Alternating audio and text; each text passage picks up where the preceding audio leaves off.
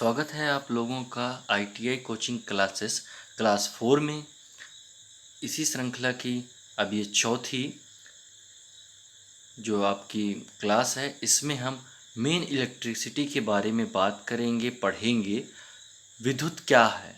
तो उससे पहले हम थोड़ा सा जान लेते हैं कि विद्युत शब्द कहाँ से आया और क्या होती है विद्युत। देखिए विद्युत क्या है। विद्युत ऊर्जा का एक प्रकार है ना। आपकी ऊर्जा का क्या है, एक प्रकार है, ठीक है।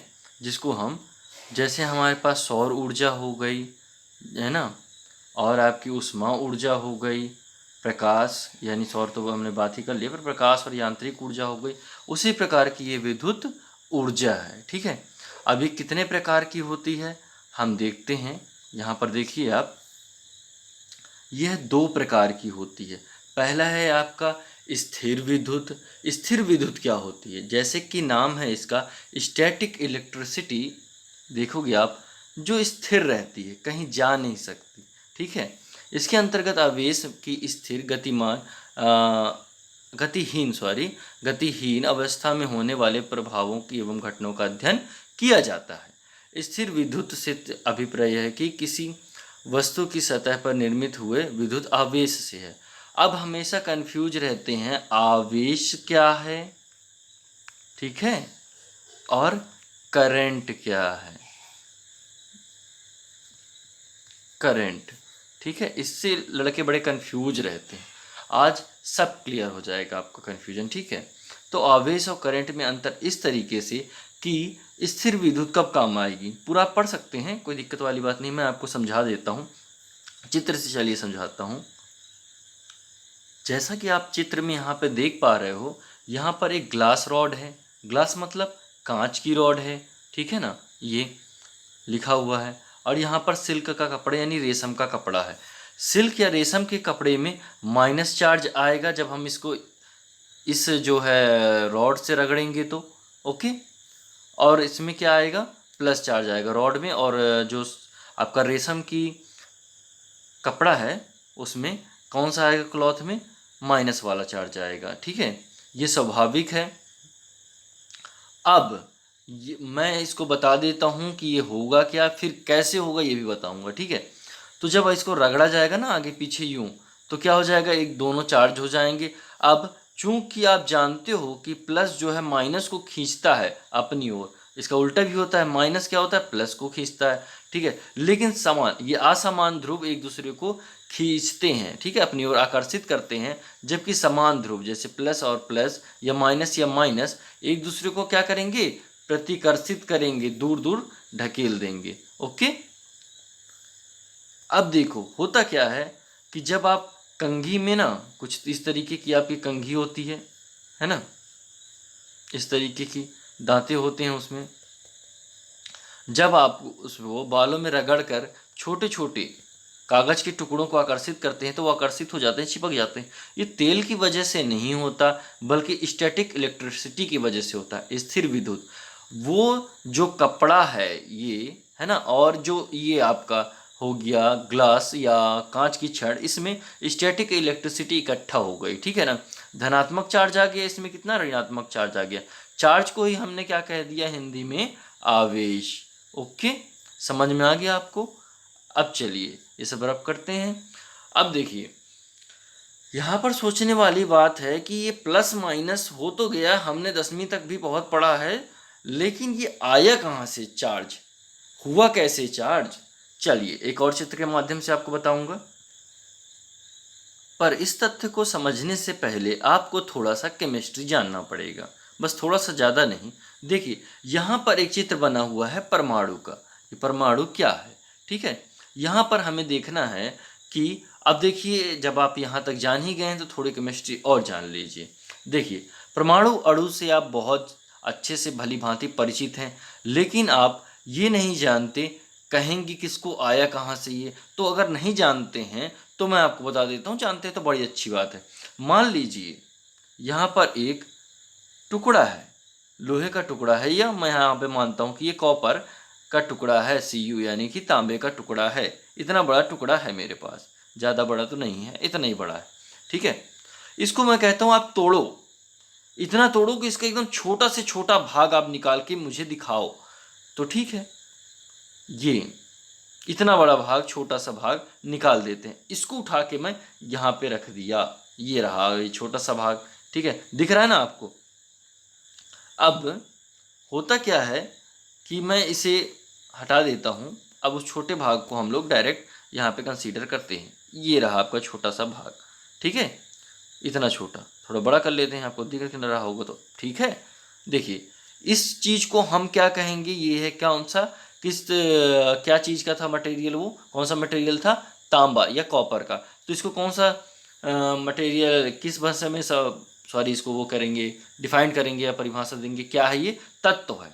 ठीक है, क्या है ये, तत्व है। कौन सा तत्व है, ये कॉपर है। ठीक है, कॉपर यानी Cu है। अब ये तत्व हो गया। अब मैं बोला कि इसको और तोड़ दो, इसका और छोटा एक हिस्सा मुझे दिखाओ। तो आप क्या करोगे यार, इसको कितना तोड़े, फिर भी चलो किसी तरीके से हमने तोड़ दिया। तो इसका ये डॉटेड इतना बड़ा हिस्सा आप लेके आ गए धूल बराबर। ठीक है, तो मान लो आप लेके आ गए, तो ये जो धूल बराबर है एक्चुअली इसी से मिलकर के ये तांबा बना हुआ है ना। जब मिट्टी को खोदा जाता है, माइनिंग की जाती है, तो बड़े बड़े तांबा के जो हैं खंड नहीं निकलते, ऐसे टुकड़े नहीं निकलते, ऐसे छोटे छोटे ही बालू में सने हुए निकलते हैं। ठीक है ना, ये फिर इसके बाद इनको प्रोसेस करके इकट्ठा ढाला जाता है, गर्म किया जाता है, तब जाकर एक लंबा जो है तांबे का छड़ या आप मोल लीजिए कि प्लेट्स तैयार होते हैं, फिर उससे बर्तन तैयार होते हैं। ठीक है, ये मान लीजिए आप। तो ये देखिए, मुझे कहने का मतलब ये था कि इतना छोटा आप ले आए, तो मैं इसको क्या बोलूँगा अब पता है, इसको मैं बोलूँगा अब अयस्क। अयस्क, अब आप समझ रहे होगे, आज तक जो आप पढ़ते आ रहे हो, तत्व क्या है, अयस्क क्या है। ठीक है, अब आपको थोड़ा सा समझ में आ रहा होगा। अब चलिए हटाता हूँ इसको। मैंने वो जो डॉटेड था ना, ये इसको भी बोल दिया, अब इसको भी तोड़ दो। मैं नहीं जानता, इससे भी छोटा करो इसको। तो आप बोले ऐसा कैसे हो सकता है, फिर भी मान लो किसी वैज्ञानिक पद्धति से, किसी चीज़ से आपने इसको तोड़ दिया या फिर माइक्रोस्कोप में देख लिया, तो इसके अंदर भी दिखा क्या, अयस्क के अंदर आपको मिल जाएगा क्या, इससे भी छोटा अणु। क्या मिल जाएगा, अणु। ठीक है, अणु मिल गया। अब फिर वही वाली बात मैंने आपको कही, और छोटा करो। तो आप बोल रहे हो अब क्या ही कर दें इसका, चलो ठीक है और छोटा कर दिए, किसी दूरबीन से देख लिए, तो अब आपको जो मिलेगा ना वही है परमाणु। तो अब आप समझ गए होंगे कि वैज्ञानिक जो परमाणु स्तर पर है ना, न्यूक्लियर मिसाइल वगैरह ये सब चीज़ें तैयार कर रहे हैं परमाणु स्तर पर, वो कितना नीचे जा कर के, कितना गहन अध्ययन करने के बाद हो रहा है। चलिए ठीक है, हमारा लेवल उतना नहीं है, लेकिन हमको जो काम आएगा, जितनी समझना है हम वो समझते हैं। हम यहाँ तक कि ये तो समझ गए कि अब परमाणु कहाँ से आया है। ठीक है, तो अब परमाणु के बारे में जब हम पढ़ेंगे ना अभी, तो थोड़ा सा बोर लग रहा होगा, लेकिन अभी समझ में आएगा कि हम किस चीज़ के बारे में पढ़ रहे हैं। उस चीज़ को पहले जान तो लें, है क्या वो। रमेश को जान गए, ठीक है ना, पर रमेश कहाँ से आया, क्या किसका बेटा है, ये नहीं जानते हैं। ऐसे कैसे भरोसा कर लें उसके ऊपर। ठीक है, परमाणु को हमने जान लिया। अब जो परमाणु को जान लिया, तो परमाणु को भी अब छोटा कर दिया हमने, बोला और तोड़ दो, जितना हो सके तोड़ दो। तो अब हमको क्या मिला, इसको तोड़े तो मिला क्या, मिला हमें इलेक्ट्रॉन, प्रोटॉन और न्यूट्रॉन। अब इसके आगे हम नहीं तोड़ पाएंगे, नहीं तोड़ पाए। ठीक है, हम देख रहे हैं प्रोटॉन और न्यूट्रॉन ये इकट्ठे रहते हैं, जिसको हम बोलते हैं नाभिक। ठीक है, न्यूक्लियस। ठीक है, न्यूक्लियर रिएक्टर, ये सब चीज़ें जो आप सुनते हो ना, ये यहीं से आई हैं, कहीं से नहीं। ठीक है, तो ये प्रोटॉन और न्यूट्रॉन मिल करके नाभिक बना लिए। और देखो इलेक्ट्रॉन आवारा जैसे बाहरी कक्षा में घूम रहा है। घूम रहा है कि नहीं घूम रहा है, घूम रहा है। ठीक है, तो देखो अब मैं आपको बताता हूँ एक दूसरे चित्र से, मैं अपने मेन टॉपिक की ओर चलता हूँ, बहुत अच्छे समझ में आ जाएगा, कभी नहीं भूलोगे। चलो अब यहाँ पर ध्यान दो, देखो ये कॉपर का ही मैंने उदाहरण ले लिया, Cu। ठीक है ना, 29 होता है इसका परमाणु क्रमांक। ओके, अब देखिए यहाँ पर आप देखेंगे कि जो अष्टक पूर्ण बनना है, ठीक है ना, अष्टक, ठीक है। पहली कक्षा में अब देखो जो प्रोटॉन और न्यूट्रॉन थे, ठीक है, इसमें 2 चाहिए थे, दोनों हैं क्या, 1 2 दोनों हैं, ऐसे ही भरता है ये, ठीक है। फिर चाहिए कितने, 8 चाहिए अष्टक पूर्ण करने के लिए। तो दूसरे में कितने, 1 से लेकर के 8 तक हैं, हाँ है। तो अब इसको कोई ना लेना है ना देना, आप किसी से लेना देना काम ये ना करेगा, क्योंकि उसके पास पर्याप्त है। पहले में 2 होने चाहिए थे, पहले में कितने चाहिए थे, 2, दूसरे में चाहिए थे 8। अब क्या होगा, हैं, अब क्या होगा बताइए। अब अगली कक्षा में उससे ज़्यादा चाहिए होंगे उसको भरने के लिए। तो यहाँ पर हम देखते हैं अधिकतम कितने हैं, 18, ठीक है। ये 29 से ही निकलेंगे ना, 29 से ही निकलेंगे और कहीं से नहीं आ जाएंगे, ठीक है। तो यहाँ पर हम देख रहे हैं अधिकतम है 18, 8 से 18। अब यहाँ तक में आपके 28 28 खत्म हो गए, तो एक बचा ना बाहर, ये बचा बाहर, ठीक है। अब इसको भी कम से कम 2 तो होना है यार, एक लाइन में 2 तो होने ही चाहिए, आप ऐसा समझ लो, ठीक है, ये होना ही चाहिए। तो क्या करेगा ये, या तो किसी से ले लेगा या किसी को दे देगा, तो ये काम बन जाएगा इसका, ठीक है। तो जो ये लेना देने वाला सिस्टम हो गया ना, इसी को हम लोग, ये जो ये फ्री में डाला रहता है यहाँ पे, इसी चीज़ को हम लोग कह देते हैं किसी भी तत्व के अंदर, परमाणु के अंदर, है ना, इसको कह देते हैं फ्री इलेक्ट्रॉन्स या मुक्त इलेक्ट्रॉन्स, मुक्त इलेक्ट्रॉन, जो बाहरी कक्षा में यूं ही रहते हैं, ठीक है ना, जिनका पेयर नहीं बन पाता, जोड़ा नहीं बन पा रहा है, ऐसे ही आवारा हैं ये। अब देखो मेन मुद्दे की ओर मैं आ रहा हूं कि यही जब इसको थोड़ा सा बल, ठीक है, जैसे कि आप अभी घर में पड़े हो, माँ बाप की सुन रहे हो या नहीं सुन रहे हो, जो भी है, पर थोड़ा बहुत तो डर ही रहे हो ना, सुनना पड़ता है, क्योंकि खर्चा चलाते हैं भाई, खाने को मिल रहा है। लेकिन ये बताओ, आपके पास अच्छा सारा पैसा आने लगे, कमाने लगो, तो सुनोगे नहीं, सुनोगे, क्योंकि आप कमा के लेके आ रहे हो। और इसी दौरान आपको एक बहुत अच्छा आपका परम मित्र मिल जाए, जो कि आपके घर वालों की नज़र में बहुत ही बेकार है, ठीक है ना। अब वो आपको थोड़ा सा पुश कर देना कि भाई तू तो कमा रहा है अच्छे से, ये खर्च कर, वो खर्च कर, यहाँ खर्च कर, वहाँ खर्च कर, तो आप तो घर के भैया बाहर ही रहने लगोगे, अंदर तो आओगे ही नहीं। अंदर कम दिखोगे, बाहर ज़्यादा दिखोगे, तो ये हो जाएगा बाहर, मिल गया सपोर्ट, हो गया बाहर ये। लेकिन ये प्रेशर किसने दिया, जैसे वो दोस्त था ना वहाँ पे, ऐसे ही कुछ ना कुछ प्रेशर इसको तो देना पड़ेगा। अब ये किस तरीके से, या तो ईएमएफ दे दो, या हीट दे दो, गर्मी दे दो, या फिर रगड़न दे दो, तो गर्मी भी रगड़न से हो ही जाएगी। अब समझ में आ रहा है, कुछ पकड़ पा रहे हो ना।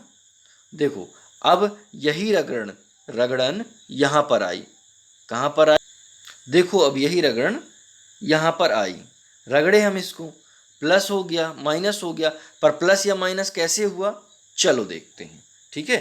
बस 2 सेकेंड, पहुँच जाएंगे, कोई समस्या वाली बात है ही नहीं। ये देखो आप, ठीक है, यहाँ हम पहुँच गए। देखो जो इलेक्ट्रॉन होता है ना, मैं सॉरी वहाँ पे बता नहीं पाया था आपको, अभी बता देता हूँ, ठीक है। ये इलेक्ट्रॉन होता है ना, ये अपने साथ माइनस चार्ज कैरी करता है, ये माइनस वाला होता है, ठीक है। इसमें कौन सा चार्ज होगा, अवेश होगा, माइनस होगा। अब प्रोटॉन में क्या है, प्लस होगा, और न्यूट्रॉन उदासीन रहेगा, मतलब ज़ीरो, इसमें कुछ नहीं होता, ठीक है। प्रोटॉन प्लस रहेगा। तो ये बताओ, अब वो दोस्त के कारण तुम घर से बाहर, ठीक है, तो भैया ये बताओ कि जब इलेक्ट्रॉन्स की संख्या ज़्यादा होगी, मान लीजिए यहाँ पे 1 2 3 4 5 6 7 8 है, अष्टक पूर्ण है इसका, ठीक है ना। अब लेना देना करेगा नहीं, फिर भी मान लो एक अलग से आ गया, ठीक है। और ये देखो ये भी कितने हैं प्रोटॉन, 1 2 3 4 5 6 और 7 8 उधर होंगे, ठीक है।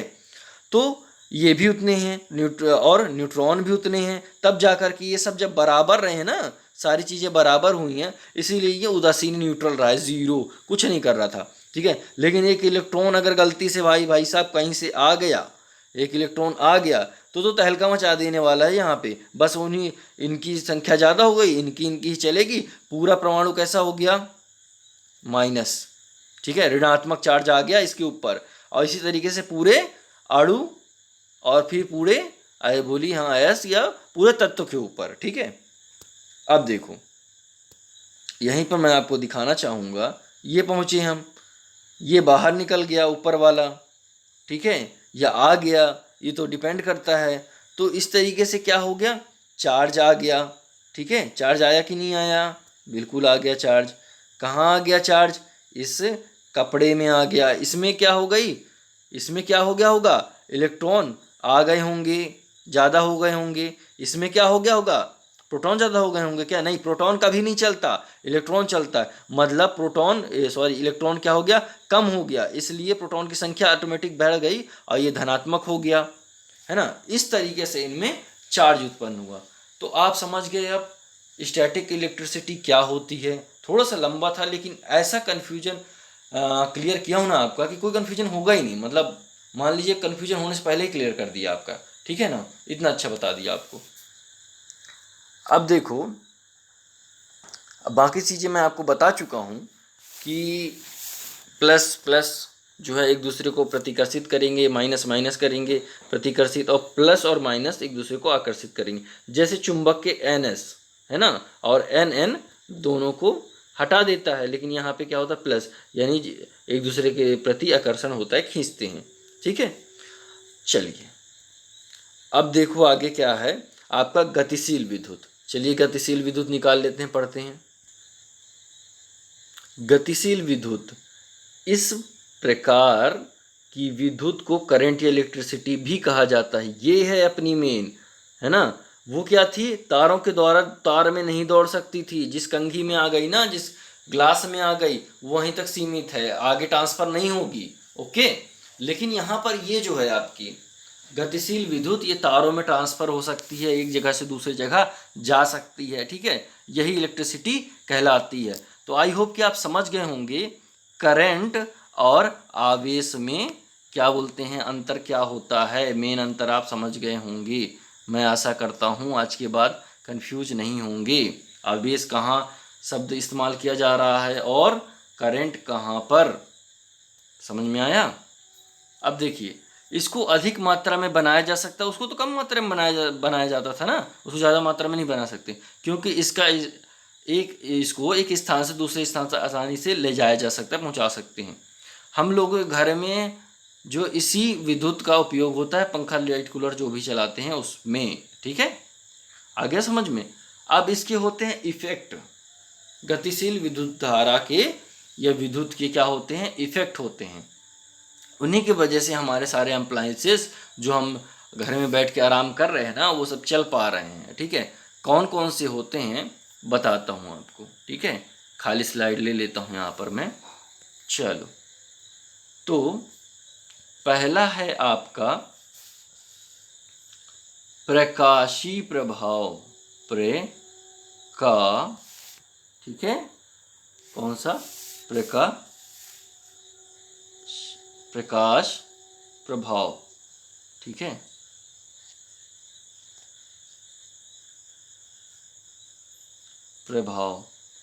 प्रकाश प्रभाव मतलब आपने एक बल्ब लिया, ये कुछ इस तरीके से, बल्ब तो अच्छा नहीं बना है, ठीक है, मैं फिर कोशिश करूँगा। ये पेन मेरा ऐसा है कि सीधे नहीं लिख पाता है, नया लेना पड़ेगा, ठीक है। तो ये देखो, ये जो बल्ब है ना, ये क्या करता है, इलेक्ट्रिसिटी को लेता है यहाँ से प्लस माइनस, ठीक है, और क्या जलने लगता है कि नहीं जलने लगता, ये देखो रोशनी फेंकने लगा ये बल्ब। तो ये जो बल्ब है ना, जलने लगा, मतलब इसने क्या किया, विद्युत ऊर्जा ली, विद्युत ऊर्जा को लिया, ठीक है, और क्या दिया, प्रकाश ऊर्जा, प्रकाशी ऊर्जा, प्रकाश दिया ना, ठीक है, लिख नहीं पा रहा हूँ मैं यहाँ पर, समझ जाइएगा, प्रकाश दिया, ठीक है। मतलब ये किसका उदाहरण हो गया, प्रकाशी इफेक्ट या प्रकाशी, यहाँ पर प्रकाशी प्रभाव, ठीक है। अब आगे आएगा तापीय प्रभाव, क्या आएगा, तापीय प्रभाव, ओके, तापीय प्रभाव। अब ये तापीय प्रभाव किस चिड़िया का नाम है, ठीक है। मतलब तापीय प्रभाव होता क्या है, जहाँ से आपको ताप मिले, यानी कि वह चीज़ क्या होगी, आपकी विद्युत लेगी, विद्युत धारा, है ना, वह अप्लायंसेस आपका विद्युत धारा लेगा और आपको तापीय प्रभाव देगा। तो ये किस में होता है? हीटर है कि नहीं? हीटर क्या होता है? आपको ने इलेक्ट्रिसिटी उसको दी और वो आपको अब ताप उष्मा दे रहा है, तो ये कौन सा इफेक्ट हो गया? हीटिंग इफेक्ट, ठीक है, या तापीय प्रभाव हो गया। अब अगला प्रभाव हम पढ़ेंगे चुंबकीय प्रभाव।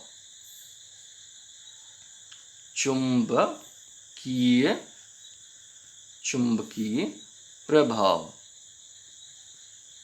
देखिए, अब ये चुंबकीय प्रभाव होता क्या है? जब मान लीजिए कि एक लोहे की छड़ है, आप इसमें क्या कर रहे हैं, तांबे की जो इनेमल वाली है ना, इनेमल का मतलब है कि एक परत हल्की चढ़ी रहेगी, वैसी वाली, आप जो वाइंडिंग तार होता है ना सीधे सीधे, वो जान जाओ, है ना, उसको आप इसमें लपेट दीजिए, लपेटिए अच्छे से लपेट दीजिए, ठीक है। अब आपने इसको जो लपेट दिया है, ये ले लो, ऐसे लपेटो, कंफ्यूज हो जाओगे, है ना।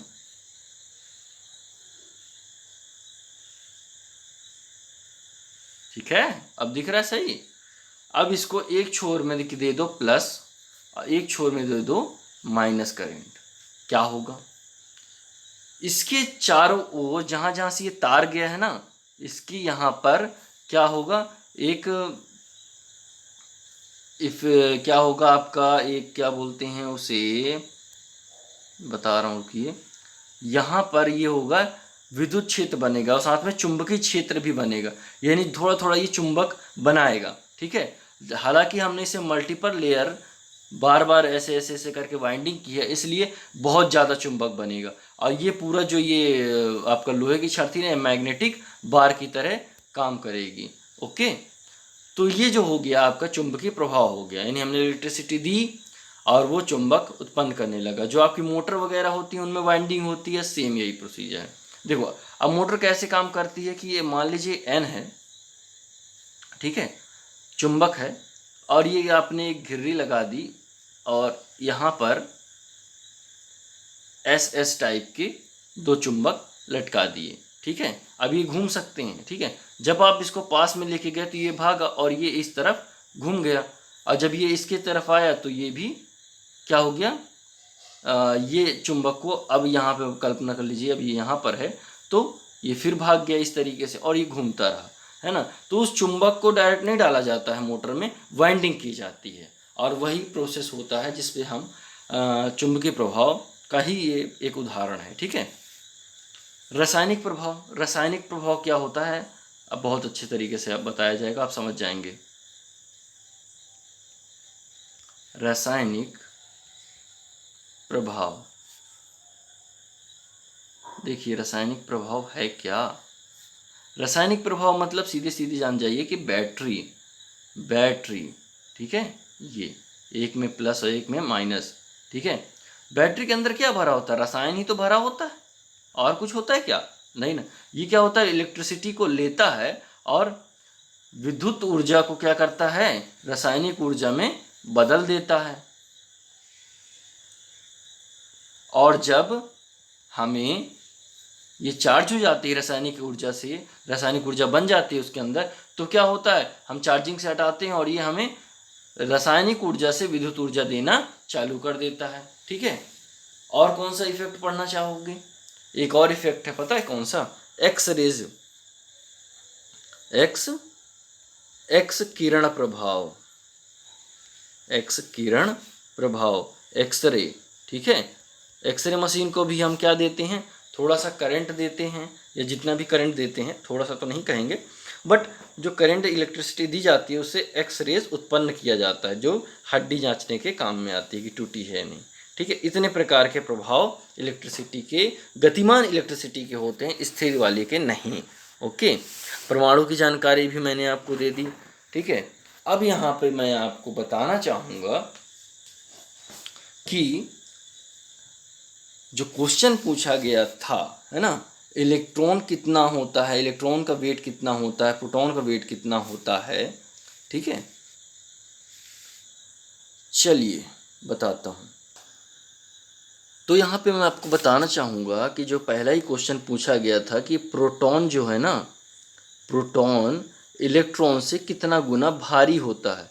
तो इसका सही आंसर है 18। 18 को जस्ट डबल कर दो, 1836 से लेकर 1840 तक, ठीक है ना। सिर्फ 40 नहीं, 1840 तक, ठीक है। तो सही आंसर क्या है, 36 से 40 के बीच में जो दिया रहेगा वो सही आंसर होगा, ठीक है।